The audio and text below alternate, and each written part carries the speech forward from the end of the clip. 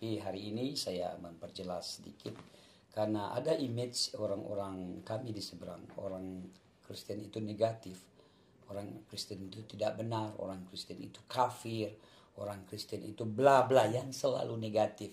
Ternyata saya berjumpa dengan orang Kristen, dia baik, dia ramah, dia tulus, dia tidak menghakimi, tidak menjudge yang negatif. Nah, itu yang saya lihat. Lalu ada lagi keluarga saya mengatakan Injil sudah dipalsukan.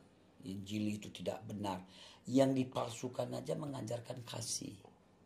Kasih itu lemah lembut, kasih murah hati, kasih itu sabar, kasih itu tidak mementingkan diri sendiri, kasih tidak melakukan yang tidak sopan. Dan kasih itulah Allah sendiri. Kasih itu Tuhan sendiri. Dan itulah yang diberikan kepada saya.